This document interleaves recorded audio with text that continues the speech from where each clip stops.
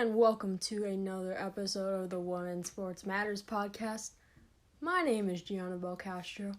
I'm your host, and I would just like to say, let's get this ad read out of the way, shall we? And we'll get right into the podcast.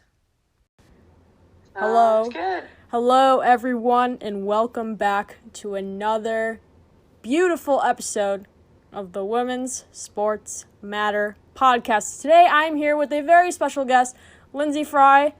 So, Lyndsey, can you just tell everyone about yourself and what you do? Sure. Well, thanks for having me. I have been very fortunate to have a long career in sports, and it's still going now in my professional world. I grew up actually playing ice hockey in the desert of Arizona, which is a little unique. We didn't have a lot of girls growing up here that were playing hockey, so I played with the boys primarily. But when I got to high school and wanted to get recruited to go play in college, I knew I needed to go find a different option to be able to do that and to get recruited. So I actually went with another friend from here in Arizona. We would fly back and forth to Colorado. We played for a team there while we were in high school, which was a ton of fun. She got recruited to go play at Vermont, and I got recruited to go play Division I at Harvard, which was an incredible experience. Taught me a ton, humbled me as both a hockey player, a student, and a person. So that was a really amazing experience. And while I was there, I was playing for Coach Katie Stone at Harvard, who ended up being the Olympic coach in 2014, and was fortunate enough to work really hard and make that roster and play on the Olympic team in 2014 for Team USA. So that was a really fun journey. We unfortunately didn't come home with the gold. We came home with silver, but just an incredible experience that really helped create a platform for me back here in Arizona. I was the first hockey player, male or female, from the state of Arizona to play in the Olympics. So I was really proud of that. And when I came back home, I knew I wanted to make a difference in hockey. Didn't know exactly what that was going to look like. I started with running youth camps just in Arizona and Colorado, and I thought, all right, that'll be it. And then I started realizing there are a ton of places similar to Arizona where there are little girls playing hockey, but nobody's coming and giving them any attention. So I started up my hockey camp business and just went to all these non-traditional markets. I went to Albuquerque, New Mexico, Georgia, Florida, Montana, Oregon, places where people don't really think of girls and women's hockey or hockey in general. And that has been an amazing experience, super fun. From there, I started working for the Arizona Coyotes here in my home state, and I run all of our girls' hockey programming for the entire state, which has been amazing. And we're just continuing to try to grow and figure out how we can not only grow on the state level, but also just throughout the Western U.S., because the reality is that as these girls get older, their options to play against other girls in their home states become more and more limited. So we have to really be able to grow the entire Western U.S. for girls hockey, for these girls to have places to play without having to get on a plane and fly 4 hours across the country. So that's kind of been my journey. It's been a ton of fun, and I'm excited to see what the future holds. That is all really, really cool. Oh my God, you just said a lot. That is incredible. I am speechless, honestly. I know a few girls. Actually, my cousin, she used to play hockey. Her brother plays hockey. She quit because, there's really nothing. And this is even in Chicago, here where you think so much hockey stuff is going on with the Blackhawks and the Wolves. There's not much women's hockey. And that's the problem, honestly. I think between, the women's pro sports leagues, that's the one, the NWHL and women's hockey does not get enough attention. And what you said about, Western United States, how, hockey isn't very prevalent. All of the NWHL teams are, like, on the East Coast. Yeah. Do you think that they could possibly add a team, or do you think there's no market for there and they would add a team somewhere else if they were to expand? It's a really good question. So, I'm a hockey player, but I'm also a businesswoman as well. So I can appreciate some of the challenges and the barriers that they face. And I've been involved in a lot of conversations, not only related to the NWHL, but also to the PWHPA, which is the Professional Women's Hockey Players Association. It's a mouthful.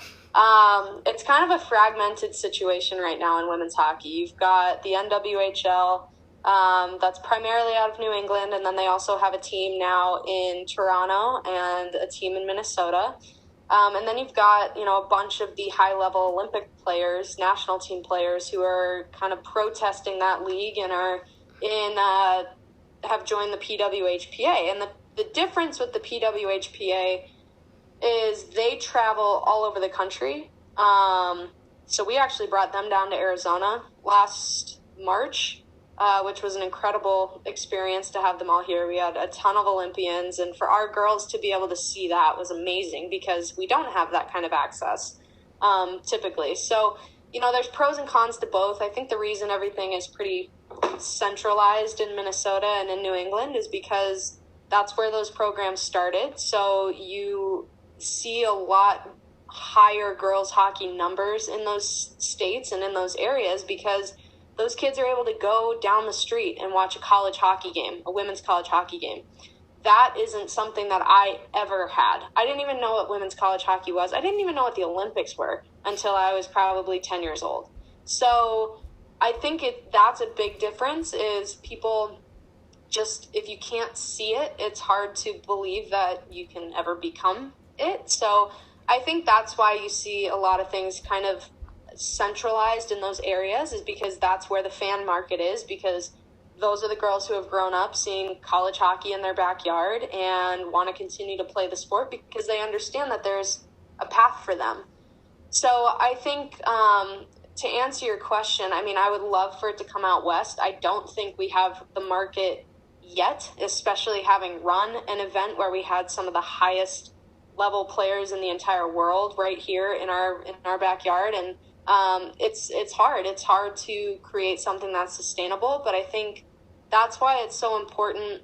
All the women's sports have to work together. We have to continuously promote each other. We have to continuously fight, I think, against the stigma that women's sports are less than and they're not as exciting as the men version of their sport.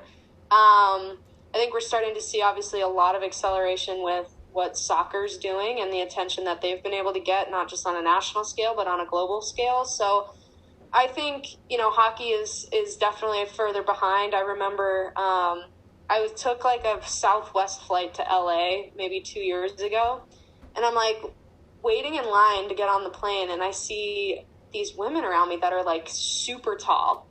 And I'm like, you see one, okay, like super tall. See two, you're kind of like, oh, now they're super tall. You see like 15 of them, and you're like, what is going on? And it was the entire like WNBA team out of Arizona, the Mercury, getting ready to get on a Southwest commercial flight with me. And it was really like the NWHL hadn't been around that long at that point, and you just kind of look at it and you're like, wow, the WNBA has been around for what, like 15, 20 years, and they're still flying commercial. Like, we have a long way to go in women's hockey. So I'm optimistic. I think we have to be patient. I think we have to be careful not to just expect the moon right out of the gate. We have to obviously fight for what we deserve, but I think there's also a reality of dollars and cents where if we don't have the fan base yet to fill buildings and actually, buy a $50, $60 ticket to come watch us, it's going to be really challenging. So it's a very long-winded answer to your question, but, I'm hopeful we'll get there. I don't know if it's going to be in the next 3 years, 5 years, 10 years, but we'll get there eventually. Very long answer, but very good answer. to my question. Thank you. Thank you for that. That's crazy that you ran into the team at the airport. I think that would be really cool, but also it's really awful at the same time. Yeah, it was interesting, and you see them like itching to get on the plane first because they're so tall. So like they all want to sit in the exit row to make sure they actually can like stretch their legs out, and it's just things you don't really think about. And it's, I will say, just one more thing to add to that. Like I've flown on the Coyotes team plane before, and to see the contrast between like even what I got as an Olympic athlete compared to what these professional players get on the men's side, it is so remarkably different that it does, like, part of it just kind of makes you mad to see, like, wow, I'd probably still be playing if this is how I was treated. Not to say that I was treated poorly by any means, but it's just, until we get more fans of women's sports, until we get more people, like I said, wanting to buy tickets and support, it's going to be very hard for us to catch up. Okay, thank you. So you mentioned that you work with the Coyotes. Can you tell me how that came to be your job at the moment? What all started that? So it was a progression for sure. When I was first starting to kind of, I guess, embark on my Olympic journey, I was a junior in college. I had made a couple senior national teams, gotten invited to a couple camps, and it wasn't solidified yet that I had like made the team. I was just sort of on my way, and so they had me come out to a game.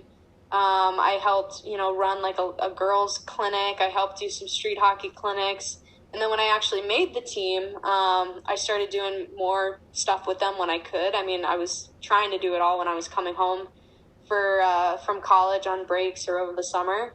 So it was really pretty minimal at first. But after I graduated and I came home, our director of amateur hockey for the Coyotes, his name's Matt, he had this idea of, well, why don't we start like a girls learn to play program and you run it and, we'll put your name on it and everything. And so in 2017, we started up a program called Small Fries, which I still run today. They are super cute. It's for girls ages like, usually it's ages 6 through 10. We have a couple kids who are older or younger. And it's really just a place where it's an all-female environment. We have all-female coaches, and these girls come out, they get comfortable, they have, it's just different socially than being out there with the boys, and we've been finding that a lot more girls stay in the program by doing that. So that was kind of how I got my start, and I was only part-time when I was running that program. Then our CEO at the time said, well, hey, we want to bring you on to do more. And it actually worked out well because I was about to turn 26, so I was going to get kicked off of my parents' insurance.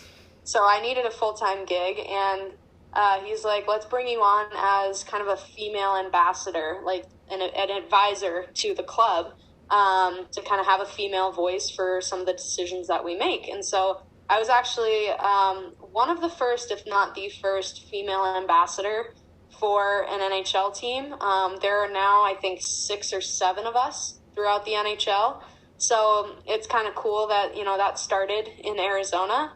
But yeah, so I started out full-time in that role, and it's kind of evolved over time. Now I do a little bit more in the marketing department.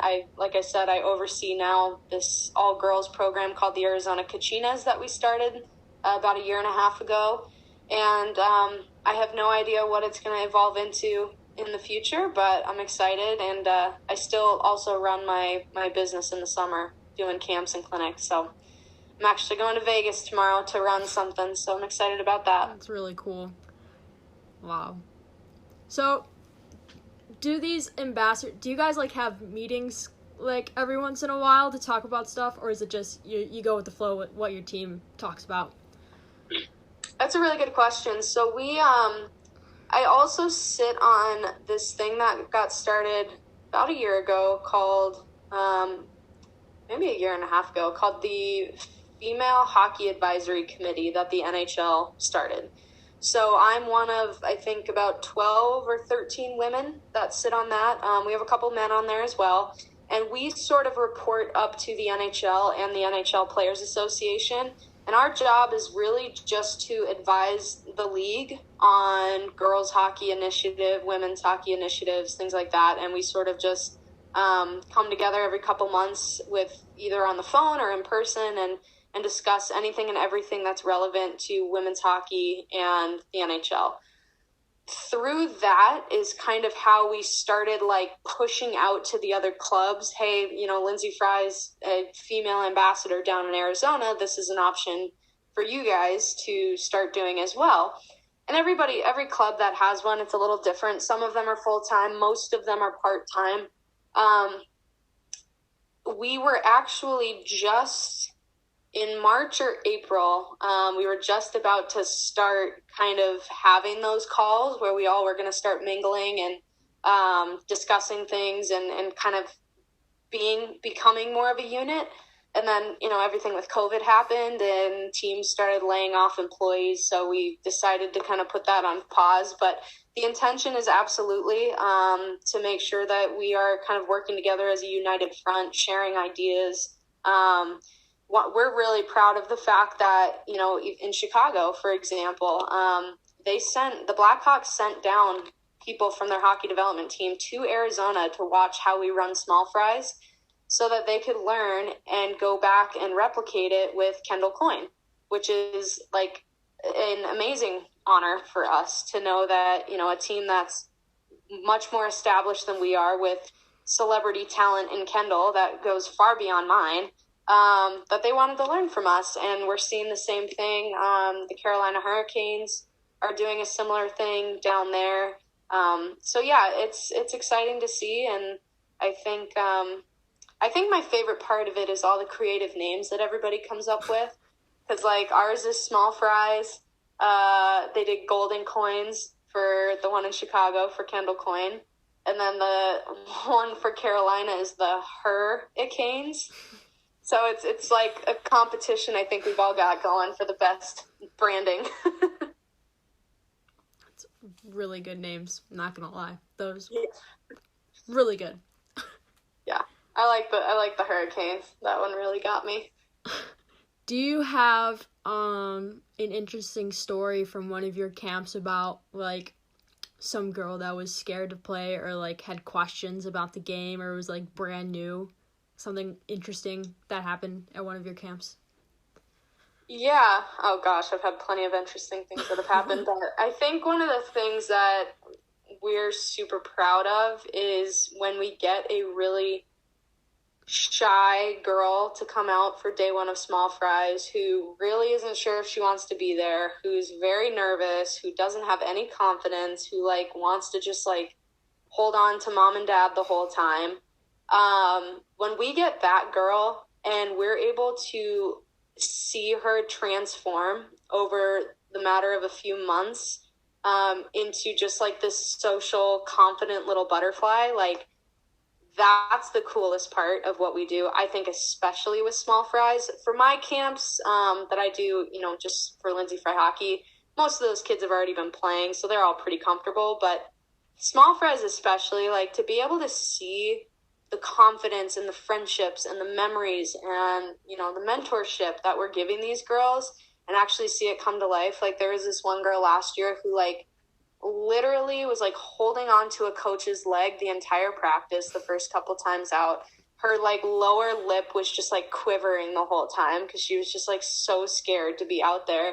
And then to see her be like the popular girl that everybody wants to be in a group with by the end of it was just amazing. So that's my favorite part, I think, about it, the entire Small Fries program. And anybody in youth sports, I think, can really appreciate that because they get to see it too. And it definitely reminds you on the stressful days why we do what we do.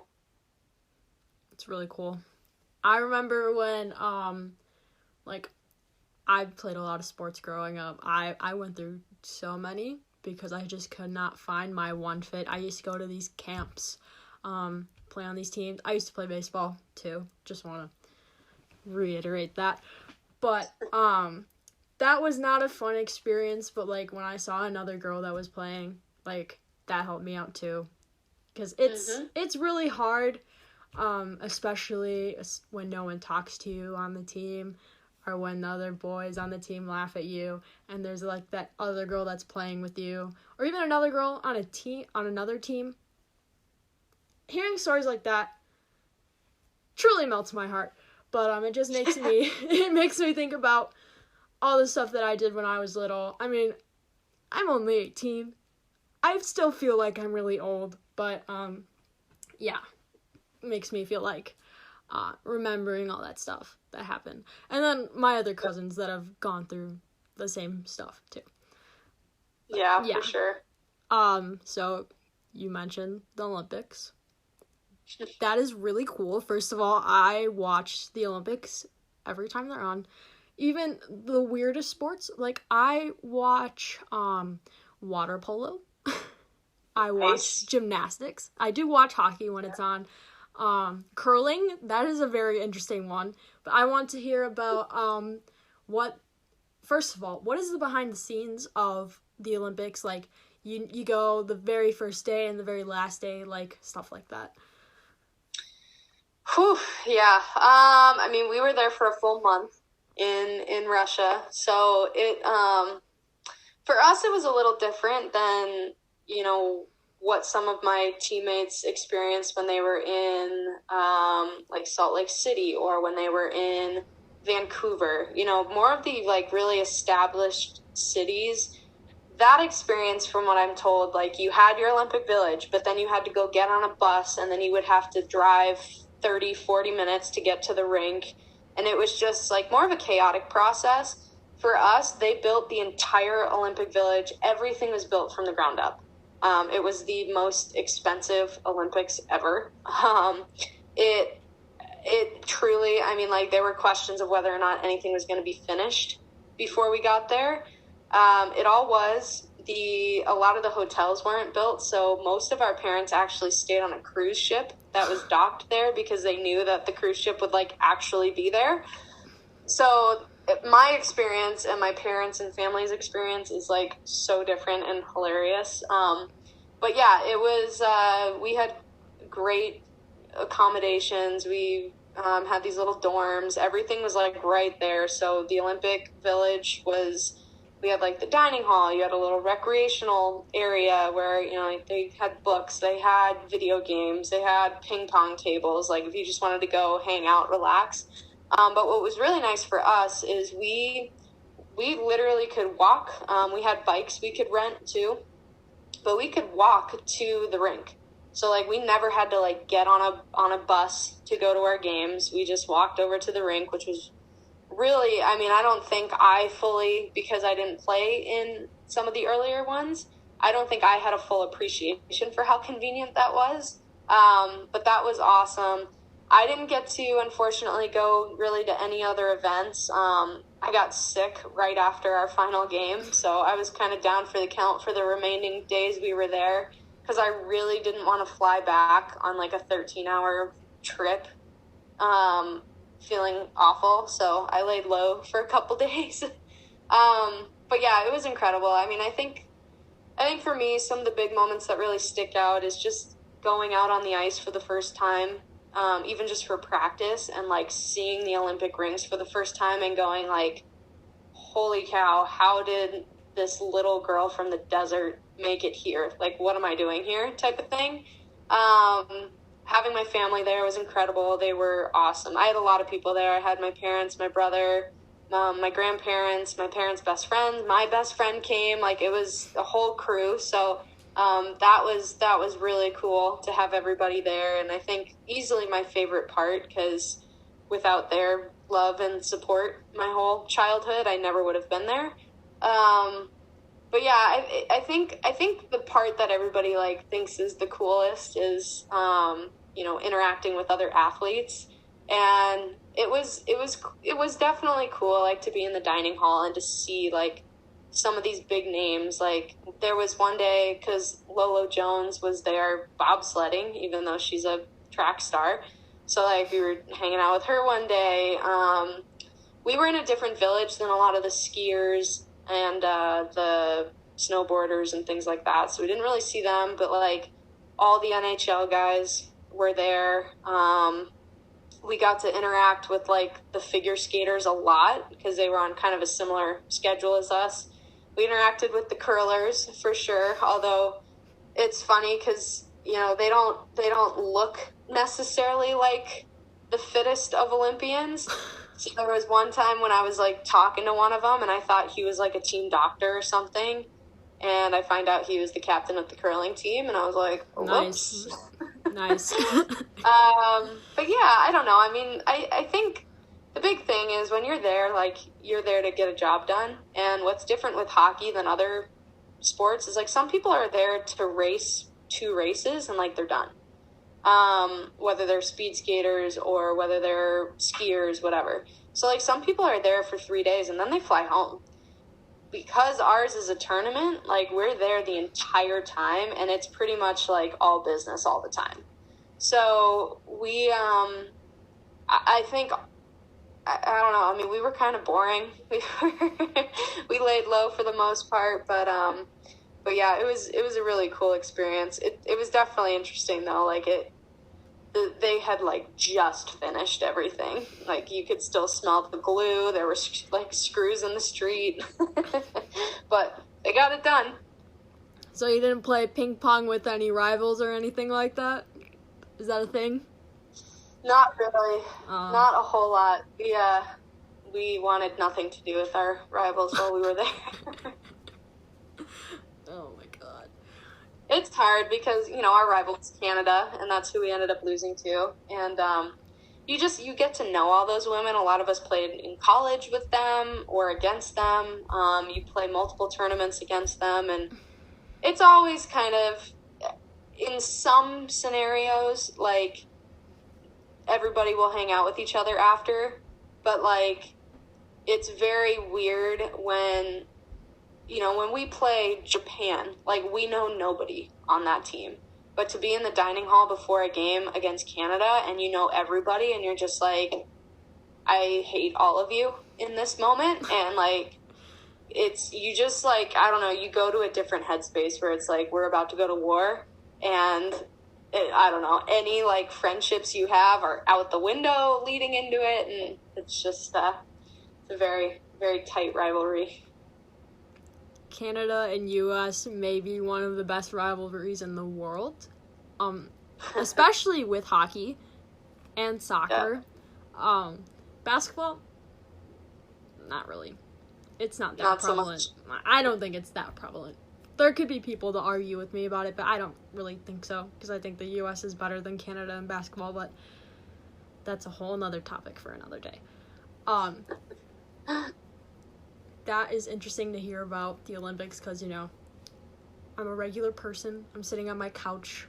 I'm watching it. I have to sit through commercials. It's really boring. And the announcers are dry sometimes. That's the other thing. You don't have to deal with that. You're just there. You hear smack talk, probably. I have to hear the announcers. Yeah, true. Although hopefully you enjoyed ours because she's a former Olympian. Some of them are really good. Like, figure skating, I'm not gonna talk about that, but, I don't like the announcers. I think they're weird, but that's just my opinion. Okay, so you know how, with soccer starting up recently, they have crowd noise? Do you watch any soccer by chance? Yeah. Okay, so they have crowd noise. I watch, like, yeah, I watch, the Premier League. I'm a big Chelsea fan. So hearing the crowd noise is a little weird for me. Do you think that other teams, like, I know hockey is starting up. I don't know when. Do you know by chance? It'll be August. August. Do you think they're going to use crowd noise? I don't actually know. Yeah, I'm not sure what they're going to do. It's interesting because, like, hockey is... I don't really know how to describe it. Like, I would say it's probably one of the quieter sports when the guys are actually playing. So I mean, normally there's like a foghorn when someone scores, so I don't know if they're really gonna need crowd noise or not, but we'll see. I mean, I think it's really funny because I know with soccer they take it from FIFA, the video game, which I play all the time, so I'm used to it. I think it's so hilarious. I haven't been watching a lot of NWSL action. I don't know what their crowd noise sounds like, but just wanted to ask that question about crowd noise. I don't watch a lot of hockey, so again, not the one to ask about hockey, but this is why this is happening. There you go. Did you play any other sports growing up, or was it just hockey? It was primarily just hockey, and I regret that. I wish I had done other sports for a couple reasons. One, I think mentally, I mean, I just played hockey all the time, and I think mentally it would have been good for me to take breaks and, like, do other things and allow myself to really miss hockey, because by the time I was done, I mean, one, I had an injury, which I'll get to in a second, but two, like, I was just mentally so burnt out that I was ready for a break. I was ready to kind of, like, step away from it. So that would have been good. And then two, I mean, skating is a very weird motion that's not natural for our bodies. So you see a lot of hip injuries. And I ended up tearing my hip my senior year of college, so after the Olympics. And I think if I had played other sports, it probably would have done good things for my body. So I wish I would have done other things, and I definitely encourage kids to. It's always kind of a challenge because I run summer camps, but I encourage kids not to go too hard in the summer. So my camps are definitely not designed to crush kids. They're to, I go in, I teach them skills, and it's more like, hey, I'm going off of the assumption that you've taken a break this summer, so let's get back into it type of thing. So if you could play another sport, what would it be? See, here's the hard part. Hockey is so fast and so physical that I struggle. That was always the hard thing for me as a kid, is just other sports just felt very slow. However, in my adult life, I've one camp that I do in Portland, we play soccer, indoor soccer actually. I find that to be a ton of fun because it is fast and you're in more of a condensed space. I'm not good at all. I think I would have been a decent softball player. Tennis, not really my jam. I'm definitely a team sports girl. I never really was into basketball growing up, but again, when I was in Oregon, we play a lot of sports there. I played basketball one night with all of them and actually had a lot of fun. So I think it was just I had such a one-track mind when I was a kid that it was I'm a hockey player and that's it. It was so deeply a part of my identity that I think now I'm an adult, I'm kind of breaking down some of those assumptions. So I don't know. Ask me in 6 months what my sport of choice would be. When you bring up the point about only sticking to one sport, I know so many people, especially during my freshman year of high school, who were just stuck to volleyball or something like that, and it's they quit the next year and they have nothing to do. They never took a break. Club volleyball, club soccer, all of that gone to waste because they're done. And then they don't try anything. So I think it's important to switch it up, or if you're going to stick with something, do something else. I knew a bunch of people when I played basketball. They were on a club soccer team, but they also did basketball. They took a break, and then they played soccer for the high school. But, yeah. Right. Yep. I'm a big fan of it. Try different things. Figure out what you love. Figure out what you don't. Great advice. I think my sister should listen to that. But she's 4 years younger than me. I know she can probably hear me right now because I'm very loud. But she although she did follow what I did. We've played some similar sports growing up, but she's kind of stuck to one thing, and it's like, maybe do something else. Yeah. Yep. Exactly. So, another thing I want to ask is, do you, since you know you work for the Coyotes, do you get special tickets? Do your family get to come in and see some games, you know, special privileges for working for the team? So I could go to games whenever I want. Usually I'm working at them in some capacity, whether that's interacting with potential clients or sponsors or season ticket members. Sometimes I go on the broadcast. Like, I have a lot of random roles. But then my family, we basically are able to, like, buy season tickets for, like, less than $5 a game. So I will usually hook my parents up, but it depends on which team you work for. For us, for games we don't sell out, we can usually get free tickets to give to people, but on sellout days we don't get free tickets. So you gotta buy them, but they're super inexpensive for employees, which is nice.